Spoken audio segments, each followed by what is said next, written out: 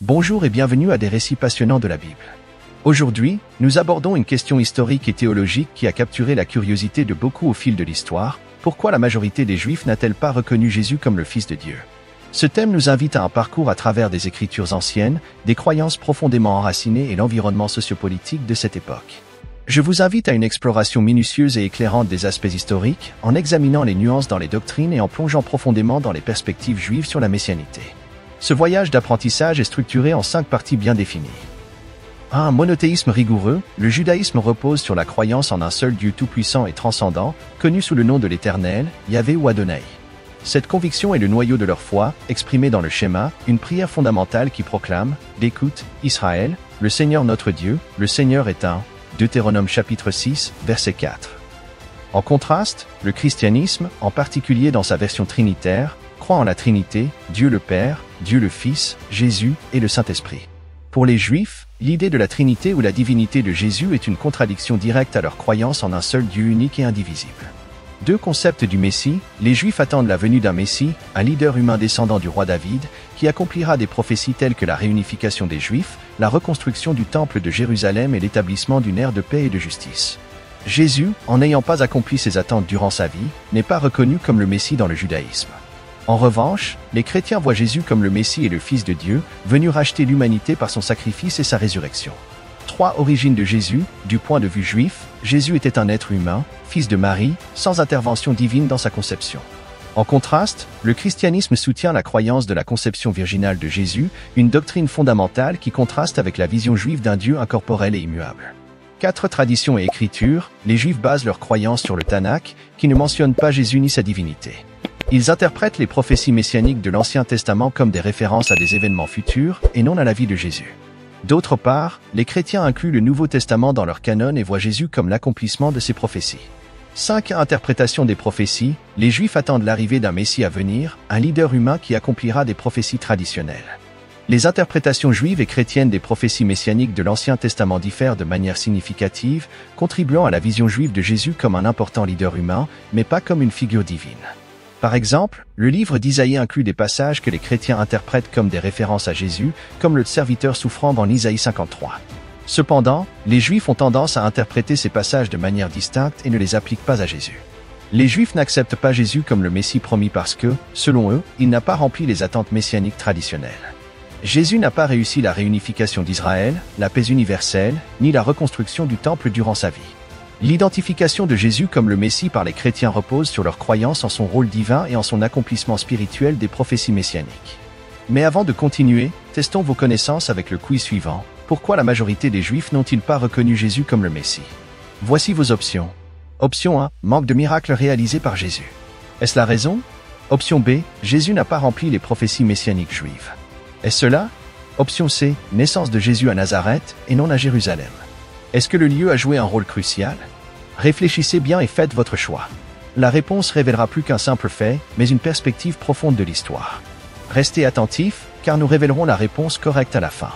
Avez-vous bien deviné? Continuez avec nous pour le découvrir. Les chrétiens voient Jésus comme le Messie qui a apporté le salut spirituel et la rédemption de l'humanité par sa mort sur la croix et sa résurrection. D'autre part, les Juifs ne croient pas que la rédemption vienne par Jésus, mais par l'observation de la loi et de l'éthique, et attendent l'arrivée future du Messie pour la rédemption nationale. En outre, il existe des différences dans l'interprétation de certaines prophéties messianiques entre l'Ancien et le Nouveau Testament, en raison des traditions religieuses et des différences théologiques.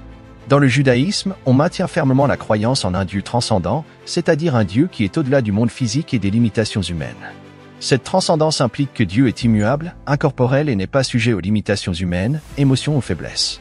La croyance en la divinité de Jésus, où Dieu s'incarne sous forme humaine, va à l'encontre du principe de la transcendance divine dans le judaïsme. Les Juifs soutiennent que Dieu ne peut être limité ni confiné à une forme humaine, car cela serait contraire à sa nature transcendantale et immuable.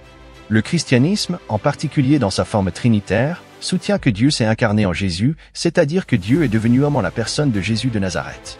Pour les chrétiens, Jésus est considéré comme le Fils de Dieu et la deuxième personne de la Trinité, ce qui signifie qu'il partageait à la fois une nature divine et humaine. La divergence entre le concept juif de la transcendance divine et la croyance chrétienne en l'incarnation de Dieu en Jésus a été une source importante de séparation théologique entre les deux. Alors que les Juifs maintiennent que Dieu est un et unique, les chrétiens croient en une Trinité dans laquelle Dieu se manifeste en 3 personnes. Le judaïsme, en tant que religion monothéiste stricte, ne reconnaît pas d'intermédiaire divin entre Dieu et l'humanité, même pas sous la forme d'un être humain comme Jésus. Les Juifs mettent l'accent sur la relation directe entre chaque individu et Dieu, sans la nécessité d'intermédiaire ou de médiateur divin. Dans la perspective juive, Jésus peut être reconnu comme un leader religieux ou un maître, mais on ne lui attribue pas de divinité ni on ne le considère comme une manifestation de Dieu. Dans les premiers siècles de l'ère chrétienne, les communautés chrétiennes sont apparues parmi les Juifs et les gentils, et des désaccords ont commencé à émerger sur si Jésus était le Messie promis et comment il se rapportait à Dieu. Un des moments les plus significatifs dans l'histoire des disputes théologiques entre Juifs et chrétiens fut le Concile de Nicée en 325 après Jésus-Christ, où les leaders chrétiens ont débattu et défini la relation entre Jésus et Dieu dans le contexte de la Trinité.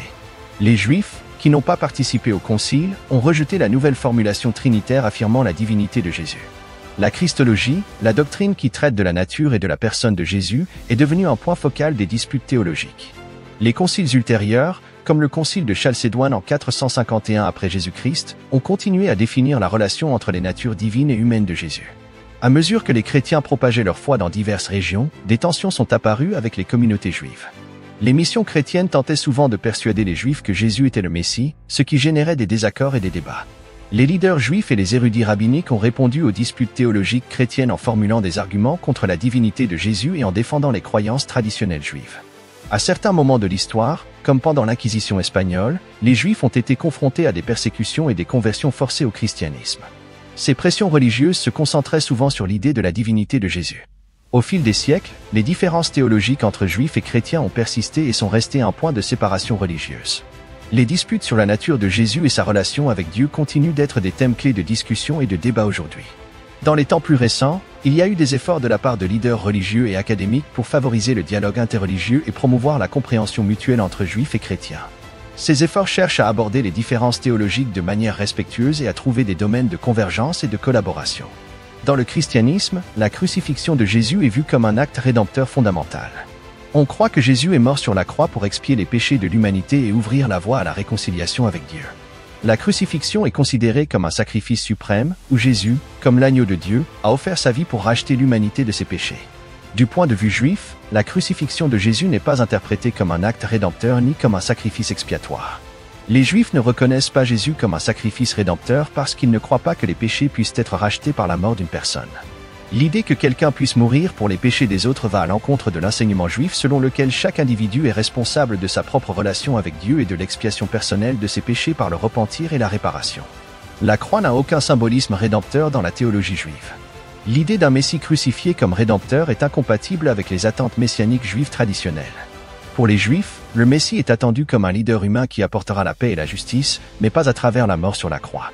Le judaïsme met l'accent sur l'importance de la vie dans ce monde et l'éthique dans la conduite humaine comme moyen de mener une vie juste et de plaire à Dieu.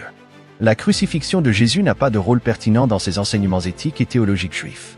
Tout au long de l'histoire, les tensions entre juifs et chrétiens se sont souvent aggravées en raison de ces différences d'interprétation de la crucifixion.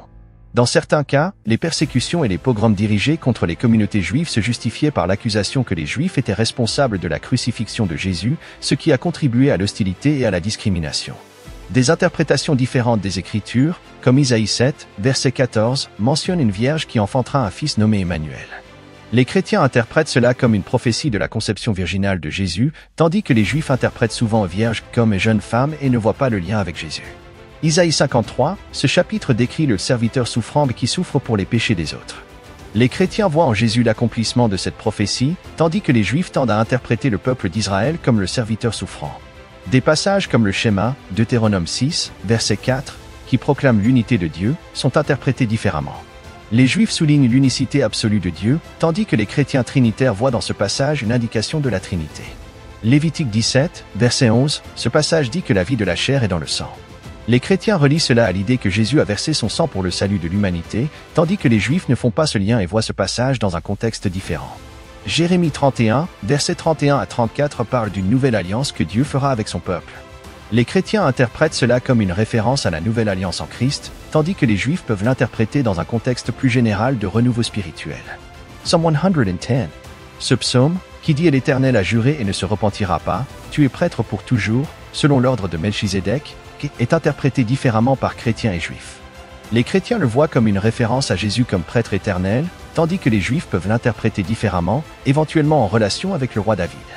Des passages comme Genèse 12, 7 et Deutéronome 33, qui parlent de la promesse de la terre d'Israël, peuvent être interprétés différemment dans le contexte de la relation judéo-chrétienne avec la terre. L'interprétation de passages traitant de la loi et de son accomplissement, comme Matthieu 5, verset 1 à 20, diffère significativement entre chrétiens et juifs. Les chrétiens ont tendance à voir ces passages dans le contexte de l'accomplissement de la loi en Jésus, tandis que les juifs mettent l'accent sur l'observance continue de la loi. Le judaïsme valorise le libre choix en matière de foi et de spiritualité, promouvant la tolérance et le respect des croyances et pratiques religieuses d'autres communautés. Les Juifs ont vécu dans diverses parties du monde, interagissant avec des personnes de différentes religions, ce qui a favorisé une attitude de coexistence pacifique. Le judaïsme met l'accent sur l'importance de l'éthique et de la justice dans la vie quotidienne, y compris le traitement juste de toutes les personnes, indépendamment de leur religion. Généralement, le judaïsme n'a pas une tradition de prosélytisme actif et se concentre sur le maintien et la transmission de ses enseignements et traditions aux générations juives, respectant l'autonomie religieuse des autres. Les Juifs participent souvent au dialogue interreligieux pour promouvoir la compréhension mutuelle et aborder des questions d'intérêt commun. Au cours du Moyen Âge en Europe et dans d'autres parties du monde chrétien, les Juifs ont été confrontés à des persécutions et des expulsions basées sur des préjugés religieux. L'accusation de déicide, l'idée que les Juifs étaient responsables de la mort de Jésus, a été utilisée pour justifier la persécution. Ces persécutions et oppressions ont contribué à la formation de l'identité juive comme une communauté séparée et parfois isolée. Juifs et chrétiens ont des sources de preuves et des croyances fondamentales différentes sur Jésus. Pour les chrétiens, la principale preuve vient du Nouveau Testament, tandis que les Juifs ne considèrent pas le Nouveau Testament comme une source autoritaire et se basent sur les écritures hébraïques de l'Ancien Testament. Les Juifs soutiennent qu'il n'existe pas de témoignage contemporain indépendant en dehors du Nouveau Testament qui confirme les allégations chrétiennes sur Jésus. Les différences dans la liturgie entre judaïsme et christianisme sont notables. La liturgie juive est centrée sur le culte d'un Dieu unique et transcendant, avec le schéma comme prière fondamentale. Les synagogues sont des lieux de rassemblement pour étudier les Écritures, prier et adorer ensemble. En contraste, la liturgie chrétienne implique l'adoration de Dieu sous la forme de la Trinité et se concentre sur l'adoration de Jésus comme le Fils de Dieu et Sauveur. Les rituels chrétiens, comme l'Eucharistie, jouent un rôle central dans la liturgie chrétienne. Le judaïsme observe le sabbat comme le jour sacré de repos et d'adoration, tandis que les chrétiens observent le dimanche en commémoration de la résurrection de Jésus. Les écritures hébraïques sont centrales dans la liturgie juive, tandis que dans le christianisme, le Nouveau Testament est ajouté aux écritures hébraïques comme partie de son canon. Ces différences reflètent les croyances et pratiques religieuses distinctes des deux communautés. Outre l'Ancien Testament, qu'ils partagent avec le judaïsme, les chrétiens considèrent le Nouveau Testament comme une partie essentielle de leurs écritures. Cela inclut les évangiles, les épîtres et d'autres textes liés à Jésus et à l'enseignement chrétien. Dans la liturgie juive, sont utilisés des symboles comme la menorah, le chandelier à 7 branches, et le chauffard, une corne de bélier. Les rituels juifs incluent la circoncision, Brit Mila, et des fêtes comme Pessa, Pâques, Sukkot, fête des tabernacles, et Yom Kippour, jour du pardon. Dans le christianisme, les symboles courants incluent la croix et le poisson chrétien, et des rituels comme le baptême et l'Eucharistie, Sainte Seine, sont pratiqués. L'Eucharistie est un rite central qui commémore le dernier repas de Jésus avec ses disciples. Les leaders religieux juifs sont des rabbins, qui servent de professeurs et de guides spirituels. Dans le judaïsme, il n'y a pas de hiérarchie cléricale centralisée, et chaque communauté juive peut avoir ses propres rituels et traditions. Dans les dénominations chrétiennes, il existe une variété de leaders religieux, y compris des prêtres, des évêques et d'autres clercs. La hiérarchie et les structures de leadership peuvent varier selon la tradition chrétienne. Le judaïsme accorde une grande importance à l'observance de la loi religieuse, connue sous le nom de Torah, qui comprend des commandements, des lois et des enseignements divins régulant la vie et l'éthique des Juifs. Les Juifs croient que suivre la loi est une façon d'honorer Dieu et de vivre une vie juste et morale. Le christianisme se concentre sur la foi en Jésus comme le Fils de Dieu et le Sauveur de l'humanité. Les chrétiens croient que par la foi en Jésus et son sacrifice sur la croix, les péchés des personnes sont rachetés et peuvent avoir une relation réconciliée avec Dieu. La foi en Jésus est fondamentale pour le salut chrétien, et il est souligné que le salut n'est pas obtenu par les œuvres ou l'observance de la loi, mais par la grâce de Dieu. Le christianisme est né dans le contexte du judaïsme du Second Temple, mais s'est différencié de manière significative en affirmant que Jésus était le Messie et le Fils de Dieu. Cette affirmation a déclenché des désaccords théologiques fondamentaux, car les Juifs n'ont pas accepté Jésus dans ce rôle. Le Concile de Nicée fut une réunion importante où les leaders chrétiens ont défini la doctrine de la Trinité et d'autres questions théologiques, se distinguant encore plus des croyances juives. La tradition orale juive, qui comprend le Talmud, est un composant important de la vie religieuse et culturelle juive. Le Talmud est un ensemble de textes contenant des commentaires, des discussions et des lois juives développées sur plusieurs siècles. Bien que le Talmud ne reconnaisse pas Jésus comme le Messie, il est une partie intégrante de la tradition juive et a une influence significative sur la façon dont les Juifs interprètent et pratiquent leur religion. Dans le judaïsme, le salut est lié à l'observance de la loi religieuse et à l'éthique. Les Juifs cherchent l'expiation de leurs péchés par le repentir sincère et la recherche du pardon divin, en particulier à Yom Kippour. Dans le christianisme, le salut repose sur la foi en Jésus comme le Fils de Dieu et le Sauveur de l'humanité, et on croit que la grâce divine est le cadeau immérité du salut à travers la mort et la résurrection de Jésus. L'identité religieuse juive repose en grande partie sur la communauté et la tradition. Les Juifs forment une communauté religieuse partageant un héritage religieux, culturel et historique commun. La transmission de la tradition et l'éducation religieuse sont fondamentales dans la construction et la préservation de l'identité juive. L'influence culturelle et sociale sur la religion commence souvent à la maison, où les parents et les membres de la famille jouent un rôle clé dans la formation des croyances religieuses d'un individu. Les changements sociaux et culturels au fil du temps peuvent influencer les croyances religieuses d'une personne. La diversité dans le judaïsme est un aspect fondamental de cette religion, et il existe divers courants et points de vue au sein de la communauté juive, y compris le judaïsme orthodoxe, conservateur, réformiste, reconstructionniste et humaniste. Chaque courant a ses propres traditions, pratiques et approches théologiques. Maintenant, il est temps de révéler la réponse à notre quiz. Si vous avez choisi l'option B, que Jésus n'a pas accompli les prophéties messianiques juives, vous avez raison. Cette perspective, comme nous l'avons vu, est essentielle pour comprendre les raisons pour lesquelles la plupart des Juifs n'ont pas reconnu Jésus comme le Messie. J'espère que vous avez apprécié d'explorer ce sujet fascinant autant que moi. Si vous avez aimé cette vidéo et trouvé des informations précieuses, n'oubliez pas de mettre un like et de la partager avec vos amis et votre famille. De plus, si vous n'êtes pas encore abonné à Journée Sacrée, faites-le pour ne pas manquer de futurs contenus intéressants comme celui-ci. Vos commentaires et suggestions sont toujours les bienvenus, alors laissez-les dans la section des commentaires ci-dessous. Merci de faire partie de notre communauté et pour votre soutien constant. À bientôt.